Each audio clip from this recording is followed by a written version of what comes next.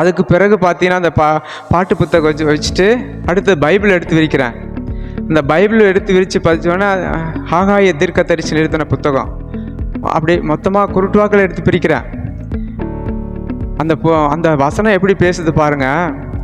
என் வீடு பாழாய் கிடக்கும்போது நீ மச்சு பாவப்பட்ட வீட்டில் குடியிருக்கும்படியான காலம் இதுவோ? இப்பொழுது சேனைகளின் கர்த்தர் சொல்லுகிறது என்னவென்றால், மலை மேல் போய் ஏறு, மரங்களை வெட்டு, ஆலயத்தை கட்டு, அதன் மேல் பிரியமாயிருப்பேன். நீ திரளாய் விதைச்சும் கொஞ்சமாய் அறுத்து கொண்டு வருகிறீர்கள், அதுவும் நீ சம்பாதிச்சு போட்டு வைக்கிற பை பொத்தலானது அப்படின்ற வசனத்தை எனக்கு கொடுக்குறாரு. அப்போது இந்த பாடல் ப்ளஸ் இந்த வசனம் என் உள்ளத்தை அப்படி என் காயத்தெல்லாம் ஆற்றுது, என் வேதனையெல்லாம் போக்குது, புது உற்சாகம் வருது என் வாழ்க்கையில். இப்படிப்பட்ட ஒரு அனுபவத்தை இந்த பனிஷ்மெண்ட் கடையில், இந்த பனிஷ்மெண்ட்லாம் இருக்கிற இடத்துல கிடைச்சா ஏசப்பா உதவி செய்ததுக்கு எவ்வளோ நாம் நன்றியை செலுத்து கடனாளியாக இருக்கிறோம் பிரியமானவர்களே. அப்படியாக என்னுடைய வாழ்க்கை கடந்து போனது. அங்கிருந்து அந்த கண்காணிப்பாளர் ட்ரைனிங் போயிட்டார். வெளிநாட்டுக்கு பார்த்தீங்கன்னா ட்ரைனிங் 5 நாள் வரல அவர். அந்த கண்காணிப்பாளர் அந்த இடத்துல இருந்திருந்தானே பனிஷ்மெண்ட்டில் பூட்டி வச்சிருக்க மாட்டாங்க. ஏன்னா என்னை பற்றி அந்த கண்காணிப்பாளருக்கு மட்டும்தான் தெரியும், மீதி கீழே இருக்கிற காவலர்களுக்கெல்லாம் என்னை பற்றி தெரியாது, என்னுடைய பயோடேட்டா அவங்களுக்கெல்லாம் தெரியாது. அதனால் அந்த இடத்துக்கு போகப்பட்டேன். அப்புறம் அந்த கண்காணிப்பாளர் வந்த உடனே முருகனை ரிலீஸ் பண்ணி கூப்பிட்டுவாங்க, என்ன நடந்துன்னு விசாரிக்கணும்னு சொல்லிட்டு என்னை மட்டும் ரிலீஸ் பண்ணி கூப்பிட்டு விசாரிக்கிறார். முருகன், நடந்த சம்பவத்தை அப்படியே சொன்னீங்கன்னா உனக்கு நான் உதவி செய்ய முடியும், இல்லை கூட்டியோ குறைச்சி அதை ஆல்ட்ரு பண்ணி சொன்னீங்கன்னா என்னால் உதவி செய்ய முடியாது. நீ நடந்த சம்பவத்தை சொன்னீங்கன்னா என்னால், நீ என்ன நல்ல பையன்.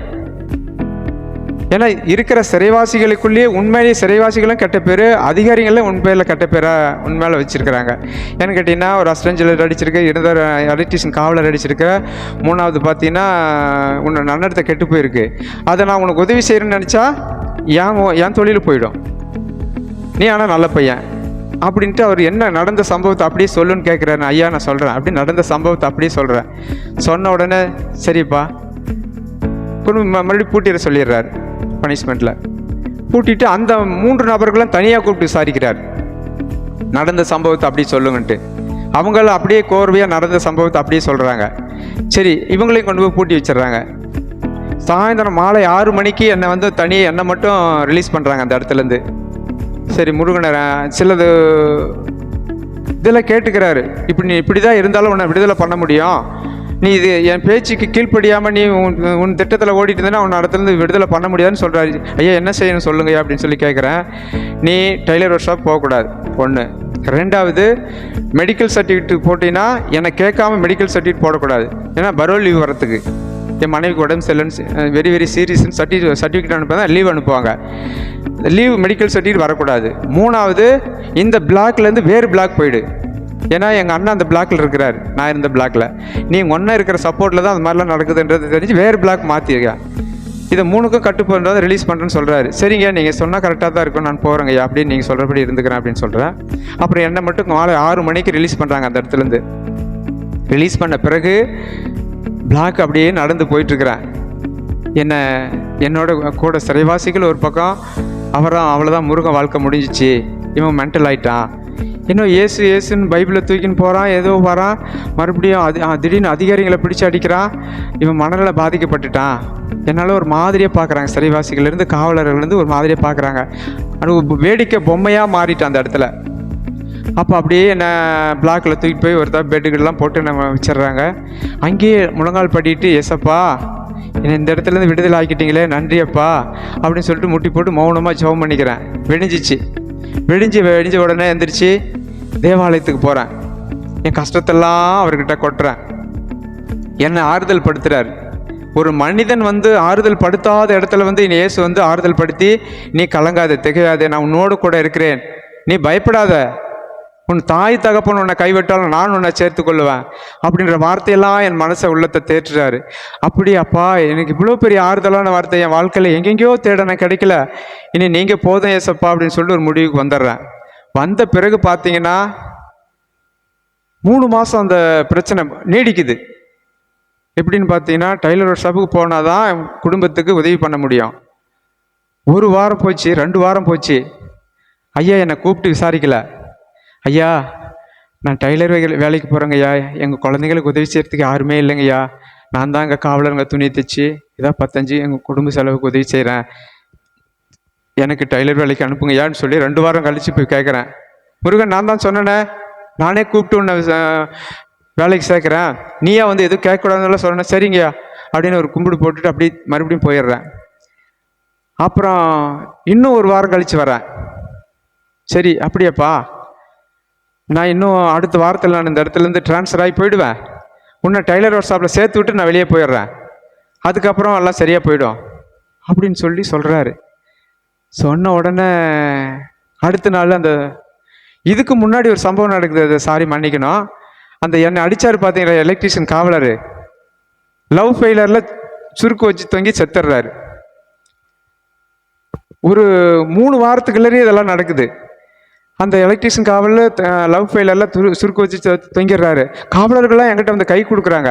உன்னை அடித்தார் பத்திரி எலக்ட்ரீஷியன் காவலர் ஸ்ரீகாந்த், அவர் தற்கொலை பண்ணி செத்துட்டாருப்பா, நீ வழங்குற கடவுள் அவரை தண்டிச்சிருச்சு அப்படின்லாம் சொல்கிறாங்க. ஆனால் எனக்குள்ள ஒரு வேதனை.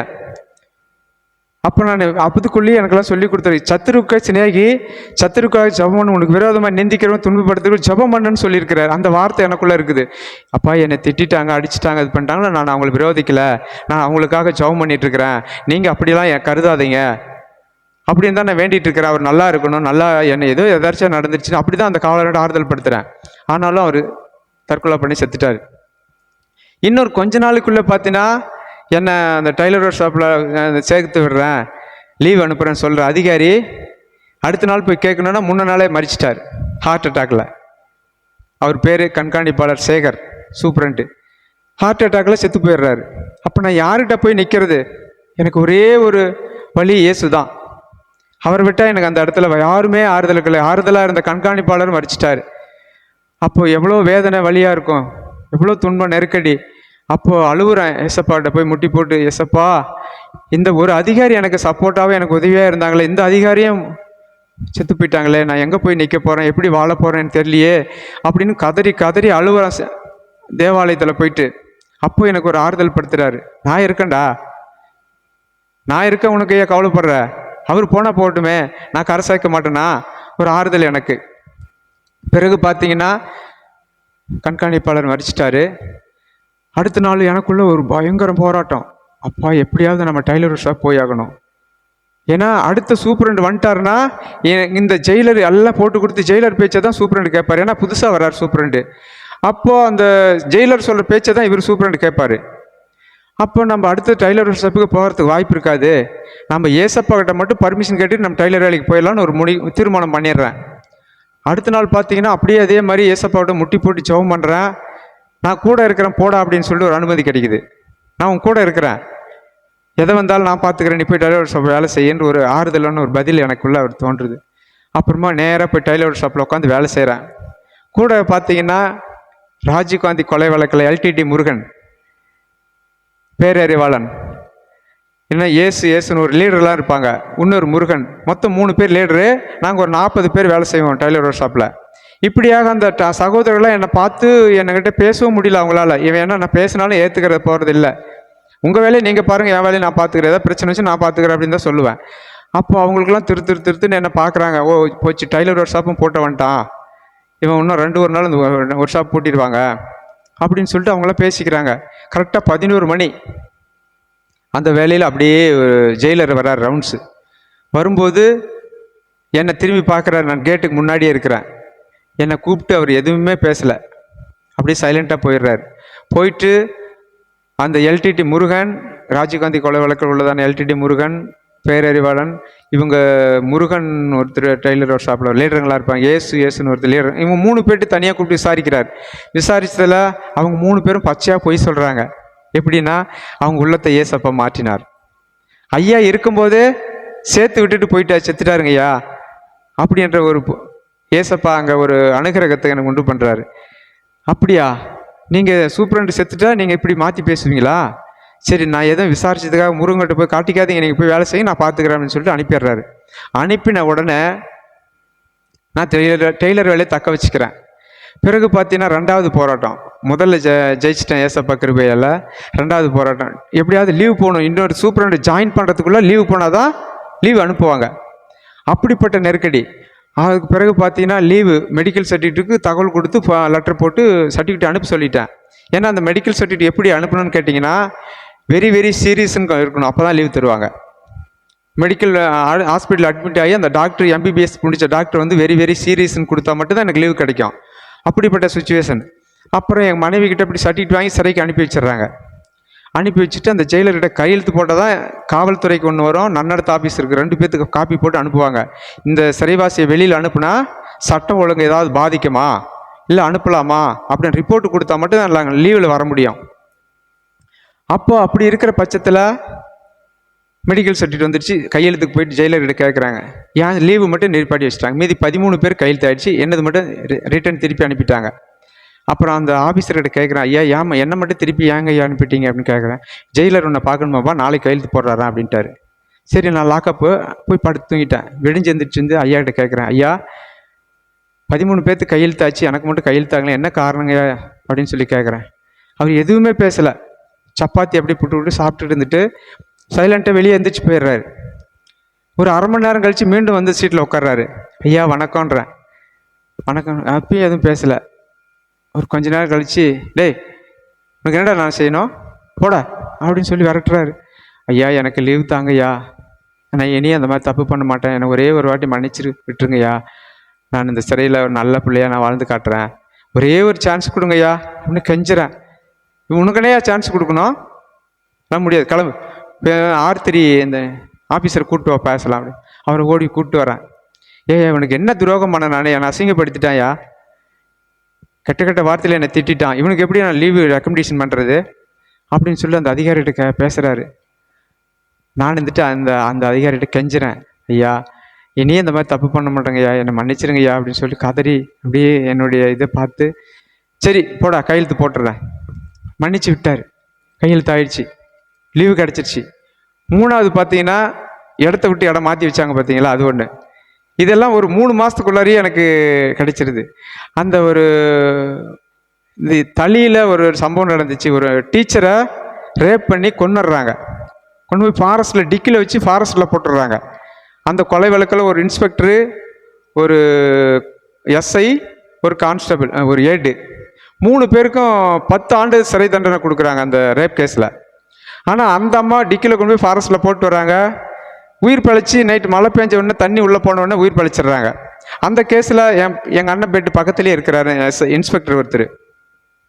அந்த இன்ஸ்பெக்டர் கட்டையை வந்து பார்க்குறேன், காலியாக இருக்குது. அவர் என்ன முன்ன நாள் தான் ரிலீஸ் ஆகி போயிட்டார். ஆஹா நாம் அந்த இடத்துக்கு போய் தக்க வச்சுக்கலாம் போகிறேன். நேராக போய் நான் யார்கிட்ட பர்மிஷன் கேட்குறது, ஏசுக்கிட்ட தான் பர்மிஷன் கேட்க முடியும், மீதி எந்த மனுஷங்கிட்ட நான் போய் நிற்கிறதுக்கு தகுதி இல்லாதவனா மாறிட்டேன். அந்த இடத்துல நேராக ஜெபாலயத்துக்கு போயிட்டு முட்டி போட்டு ஜெபம் பண்ணி, ஏசப்பா நான் யார்கிட்டையும் கேட்குறதில்ல, நான் உங்ககிட்ட அனுமதி கொடுத்தா போதும், நான் வந்து பழைய இடத்துக்கு எங்கள் அண்ணன் கிட்ட போயிடுறேன், அந்த இன்ஸ்பெக்டருக்கு ரிலீஸ் ஆகி போயிட்டார், அந்த கட்டைக்கு நான் போயிடுறேன், நானும் எங்கள் அண்ணன் ஒரு இடத்துக்கு வந்துடுறோம் அப்படின்னு சொல்லிட்டு பெட்டை தூக்கிட்டு வந்து போட்டுடுறேன். சாயந்தரம் 6 மணிக்கு லாக்அப் பண்ணுறாங்க. 2ஆம் பிளாக்கில் ஒன்று கூடுது, 3ஆம் பிளாக்கில் ஒன்று குறையுது. அது யாருன்னு பார்த்தா நான் கணக்கில் கண்டுபிடிச்சிட்டாங்க. அப்புறம் விசாரணையில் கண்டுபிடிச்சி யார் 2ஆம் பிளாக்லேருந்து 3ஆம் பிளாக்லேருந்து ஒருத்தன் 2ஆம் பிளாக் வந்திருக்கேன் யாருன்னு பார்த்து நான். அப்புறம் என் டவரில் கூப்பிட்டு விசாரிக்கிறாங்க, யாரை கேட்டு பண்ணி அந்த பிளாக் வந்த, நீ இஷ்டத்துக்கு மாறிக்குவியா, நாங்கள் கணக்கு ட்ராலி பண்ணுறதுக்கு எவ்வளோ சிரமப்பட்டோம் அப்படின்னு என்னை திட்டுறாரு. ஐயா நான் இனி அந்த மாதிரி தப்பு பண்ண மாட்டேங்க ஐயா, நான் அங்கே இருந்தால் எனக்கு சாப்பாடு வாங்குறதுக்கு ரொம்ப கஷ்டப்படுறேங்க ஐயா, எங்கள் அண்ணன் கூட இருந்தாருன்னா நான் எந்த பிரச்சனைக்கு போக மாட்டேன், ஒரே ஒரு ப்ளீஸ் மன்னிச்சிருங்க ஐயா, நான் அந்த பிளாக்ல நான் ரிலீஸ் ஆகி போகிற வரையும் நான் எந்த தவறுக்கும் ஈடுபட மாட்டேங்க, ஒரு வாட்டி சான்ஸ் கொடுங்க அப்படின்னு கெஞ்சும் போது, சரி போ திரும்ப எந்த தவறு பண்ணக்கூடாது சரியா அப்படின்னு சொல்லி திட்டி அனுப்பிடுறாங்க. 3 காரியங்களை என்னை வெற்றி பெற செய்தார் என் ஆண்டவராக இயேசு கிறிஸ்து. மேலும் பார்க்கணுன்னா இதெல்லாம் அந்த சம்பவத்தெல்லாம் மைண்டில் வச்சு எல்லாரும் விடுதலை ஆகிடுவாங்க, நம்ம மட்டும் விடுதலை ஆக முடியாது, ஏன்னா அவ்வளோ தவறு பண்ணிட்டேன். அவர் ரிப்போர்ட் வாங்கிட்டேன். ஒரு 4 மாதம் ஆயிருக்கும். இந்த சூப்பரண்டு காலமானதுக்கு பிறகு இன்னொரு சூப்பரண்டும் ஜாயின் பண்ணுறாரு. அவர் பேர் அறுவடை நபி. அவர் வந்து சீட்டில் உட்காந்து இருக்கும்போது டிஐஜி ஆர்டர் போடுறாரு. வெள்ளூர் சிறைச்சாலையில் பார்த்தீங்கன்னா 1500 கைதிகள் இருக்கிறாங்க. 1500 கைதிகளில் 7 பேரை செலக்ட் பண்ணுங்க, நன்னடத்தை சர்டிஃபிகேட் கொடுக்கணும், குட் கான்டக்டர் சர்டிஃபிகேட் கொடுக்கணும் அவங்கள்ட்ட சொல்லி செலக்ட் பண்ணுறாங்க. அந்த 7 பேர்த்தில் என்னையே சேர்க்குறாங்க அந்த சர்டிஃபிகேட்டில் எப்படி சேர்க்குறாங்கன்னு கேட்டிங்கன்னா, அந்த பொறுப்பை பார்த்தீங்கன்னா எல்டிடி முருகன்கிட்ட கொடுக்குறாங்க. ஏன்னா அவர் கொஞ்சம் சிறைவாசிகளை பற்றி எல்லாரும் பற்றி அறிஞ்சு வச்சுருப்பார். அந்த குட் கான்டக்ட் சர்டிஃபிகேட்டுக்கு எதெல்லாம் பொருத்தமாக இருக்குன்னு கேட்டிங்கன்னா, சிறைச்சாலைக்குள்ளே வந்து படிக்காத படித்து டிகிரி வாங்கியிருக்கணும் ஒன்று. ரெண்டாவது தொழில் அங்கே போய் கற்றுக்கிட்டு தொழில் செய்யணும். நான் டெய்லர் தொழில் கற்றுட்டு தொழில் செய்கிறேன். மூணாவது சிறைக்கு வந்த நாள் முதல் இந்த நாள் வரையும் எந்த ஒரு ரிப்போர்ட்டு பனிஷ்மெண்ட் எதுவுமே இருக்கக்கூடாது. இந்த மூன்றும் பொருத்தமாக இருந்துச்சுன்னா தான் அவனுக்கு நன்னடத்தை சர்டிஃபிகேட் கொடுப்பாங்க. அதில் பார்த்தீங்கன்னா 2ல் கரெக்டாக இருக்கிறேன், தொழில் படிப்பு. 3வது நன்னடத்தில் கெட்டுப்போச்சு. ஆனாலும் என் ஆண்டவராகிய இயேசு கிறிஸ்து அந்த நன்னடத்தை சர்டிஃபிகேட்டில் பேர் இணைக்க வைக்கிறார். அந்த 7 பேத்தில் என்னை நினச்சி சீட்டில் அதே எந்த ஜெயிலர்கிட்ட சண்டை போட்டனோ அந்த ஜெயிலர் கையெழுத்து போடுறாரு. ஆனாலும் ஃபங்க்ஷன் நடத்தி அந்த மீட்டிங்கெல்லாம் வச்சு நடத்தி அந்த சர்டிஃபிகேட் கொடுக்குறாங்க. Murugan son of Ramasamy 2965 number. முதல் என்னையே கூப்பிடுறது அந்த சர்டிஃபிகேட் கொடுக்கறதுக்கு. கூப்பிடும் பொழுது எனக்கு ஒரு ஆச்சரியம். எசப்பா, எனக்கு எத்தனை நன்மை செய்கிறீங்க, அதெல்லாம் எப்படி நான் நன்றி கடனை தீர்க்க போகிறேன் அப்படின்னு எனக்குள்ள அவ்வளோ ஒரு இணைப்பிரியா சந்தோஷம் ஒரு பக்கம். அப்படி இருக்கிறேன். சர்டிஃபிகேட் கொடுத்துட்டாங்க. கீழே வாங்கிட்டு வந்து சின்ன பிள்ளைங்க மாதிரி வந்து உட்காந்துக்கிட்டேன். அதுக்கப்புறமா அந்த ஜெயிலர்கிட்ட வந்து 20 வருஷம் 25 வருஷம் ஆயுள் தண்டனை பெற்று சிறைவாசி குற்ற காவலர்களாக வேலை செய்வாங்க அங்கே உள்ளர சம்பளத்துக்கு கைதியாக போன அவங்கெல்லாம் போய் இந்த ஜெயிலர்கிட்ட பிரச்சனை பண்ணுறாங்க. ஐயா, நாங்கள் இத்தனை வருஷமாக நாங்கள் இப்படி குற்ற காவலராக பணிபுரிகிறோம், 25 வருஷமாக நாங்கள் எந்த ஒரு நன்னடத்தையோடு இருக்கிறோம், இந்த முருகனுக்கு எப்படி பொருந்தோம் அப்படின்னு சொல்லி பிரச்சனை பண்ணுறாங்க. அந்த ஜெயிலர் அப்படி திங்கிங் பண்ணி தான் நின்றுருக்காரு. இவனுக்கு எப்படியா கையெழுத்து போட்டோம்.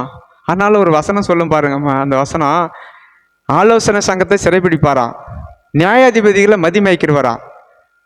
அப்படிப்பட்ட தேவன் நம்ம தேவன். அவர் நீதிபதியாக கூட இருக்கட்டும், அவர் யாராக இருக்கட்டும். ஆனால் அந்த மதிமயக்கிட்டாருன்னா அவங்க என்ன பண்ணுறோம் ஏது பண்ணுறோம் அவங்களுக்கே தெரியாது. அப்படித்தான் ஆண்டவராகிய இயேசு கிறிஸ்து உதவி செய்தார் எனக்கு. அந்த ஜெயிலர் கையெழுத்து போட்டு எனக்கு நன்னடை சர்டிஃபிகேட் கொடுத்தாங்க. அந்த நன்னடை சர்டிஃபிகேட் கொடுக்கங்கிட்டு நான் விடுதலாகி வெளியே வரேன். இதெல்லாம் அந்த நன்மை செய்த இயேசுக்கு நான் கோடி நன்றி சொல்கிறேன். பிரியமானவர்களே, நீங்கள் அறியாத இந்த யூடியூப் சேனலில் கேட்கிற சகோதரர்கள் யாராரு இருப்பினோ, இந்த சத்தத்தை கேட்டு மனம் திரும்பினீங்கன்னா எனக்கு வெற்றி வாழ்க்கை கொடுத்த தேவன் உங்களுக்கும் தருவார், நான் விசுவாசிக்கிறேன்.